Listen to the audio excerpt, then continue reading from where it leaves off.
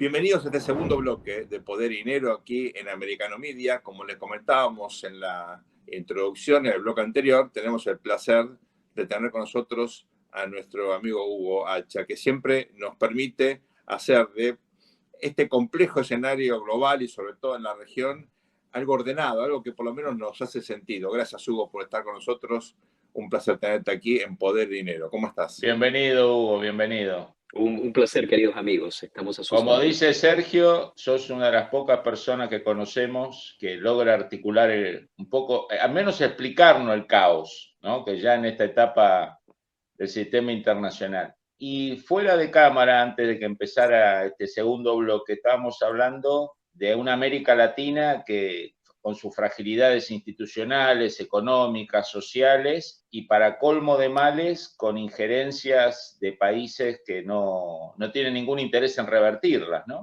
Bueno, Fabián, yo creo que todas las personas comprometidas con la democracia, con las libertades, tienen que estar preocupadas por los síntomas que se están dando en esta nuestra América Latina, desde la presencia de las naves de guerra iraníes a las cuales Lula les permitió atracar en el Brasil, realizando una situación que no se veía desde la era Vargas, vale decir, Brasil abandonando una coherencia en su comportamiento como potencia, porque hay que reconocer que su presencia dentro de las mayores economías del globo, dentro de los grupos multilaterales, así lo reconocen. Por lo tanto, creo que es preocupante ese abandono de la mesura, del equilibrio, de una tendencia centrada hacia la órbita de China, de Irán, de Rusia. No me parece que sea lo habitual ni lo más saludable para el Brasil. Y ahí tenés acompañando a las dos democracias más relevantes del mundo hispanohablante. México, por un lado, con un López Obrador que hace mucho abandonó la anécdota, hace mucho, más allá de que las mañaneras sean un ejercicio difícil de interpretar, pero te dice que te lleva un segundo contingente de médicos cubanos. Ya el primero era problemático por todos los antecedentes, el informe de tráfico de personas del Departamento de Estado, el reporte de Naciones Unidas, que lo catalogan como tráfico y trata de personas a nivel gobierno, pero te dice que te los va a meter al IMSS. El IMSS es el Instituto Mexicano de la Seguridad Social, corazón del sistema de salud pública de un México que en medio de muchos problemas, uno de ellos no fue el no tener un buen sistema de atención y salud al público. Pero Hugo, te hago un pequeño agregado con lo que agregás de México.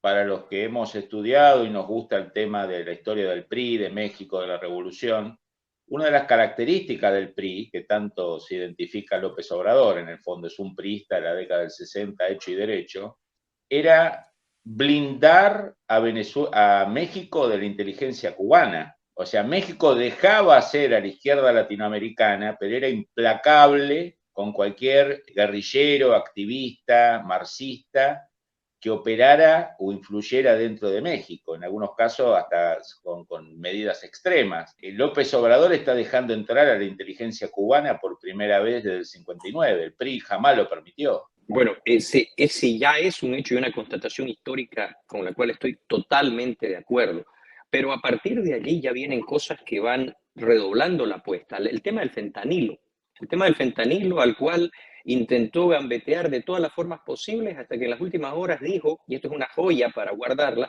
sí, en México hacemos fentanilo, pero no es el fentanilo que mandamos a los Estados Unidos. ¿A quién se le ocurre?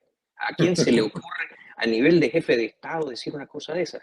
Y por último, yo creo que una verdadera joya para preservar la entrevista de la vicepresidenta de Colombia, que no tiene desperdicio, ¿no? Las afirmaciones, si vos las ordenás en puntos, Cuba nunca mandó soldados, nunca mandó a matar, solamente mandó médicos solidarios y gratuitos en función de un país que no es una dictadura, pero Colombia sí es una dictadura, a donde mujeres, colectivos vulnerables y comunidades afrodescendientes están en la indefensión, que no resiste, queridos amigos, no resiste el más somero análisis.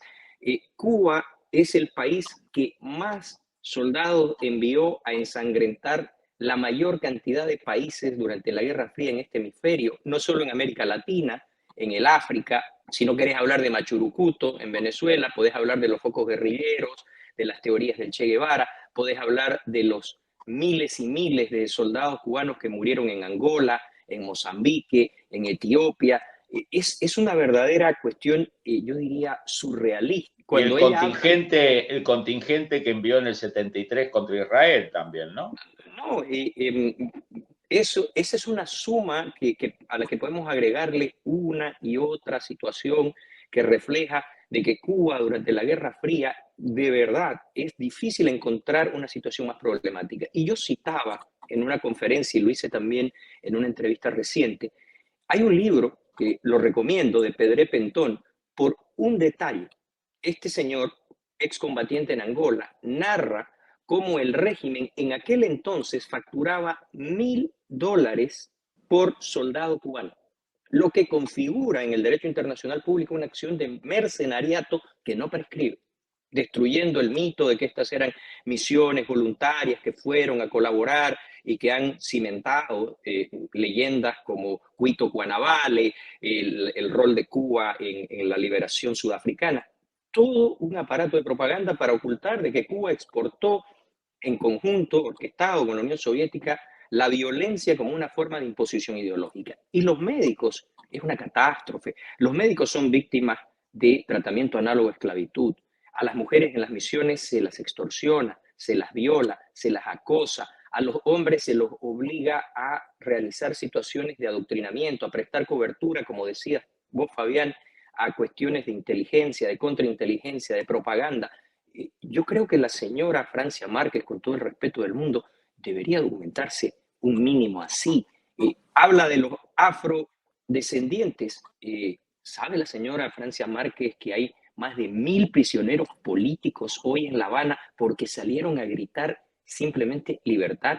¿Sabe que uno de los principales líderes, más allá del líder histórico, que es José Daniel Ferrer, Luis Manuel Otero Alcántara, que la revista Time ha definido como uno de los líderes de nuestro tiempo, es un afrocubano preso por pedir democracia?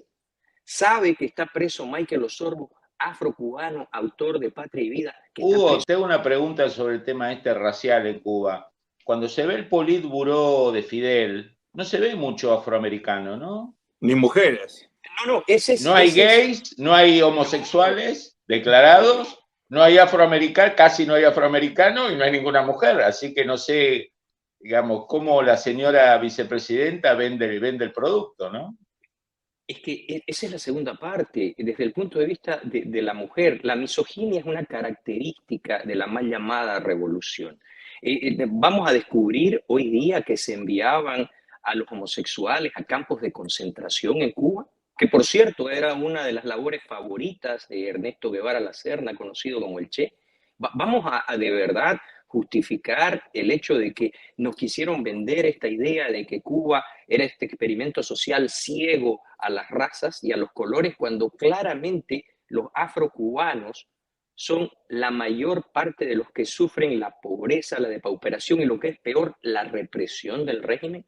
Hugo, le recordamos a nuestra audiencia el cartel que mandó a poner el Che en el campo de concentración, ¿no? El trabajo los hará hombres. Sí, no, el trabajo los hará hombres. Está el tema de la cuestión de que hoy uno le puede preguntar a Omar Ruiz Urquiola, a su hermano, que por cierto tienen documentado, en este caso, de que es muy posible que el HIV que contrae el señor Ruiz Urquiola fue inoculado durante su estancia en un campo de detención en Cuba. Está bien en Europa, está disponible para quien quiera verificarlo y entrevistarlo con datos científicos. Entonces, ¿de qué estamos hablando? Y otra vez, está bien, es Colombia, a esta señora que por cierto alega dictadura y se enorgullece con todo derecho de que ella, saliendo de una persona del servicio doméstico, ha llegado a tan alta investidura. Qué curiosa dictadura esta que le permite a una persona de una extracción tan humilde, afrocolombiana, mujer, llegar al segundo sitial de la estructura electoral democrática. O sea, la elección en que ella fue elegida fue convocada por una dictadura. Si la vamos a escuchar. Una dictadura bastante mala, digamos, ¿no? Porque usualmente la dictadura cuando convocan elecciones ganan. Y por el otro lado, a ver, ¿vamos a disculpar los antecedentes de la violencia colombiana? No, pero la señora también habló del narcotráfico. Ustedes han tenido conmigo varias conversaciones. Quien introduce a Colombia al ciclo fatal del narcotráfico es, por un lado, desgraciadamente, un compatriota mío, Roberto Suárez, un libro que solo, por cierto, se encuentra disponible hoy en Argentina.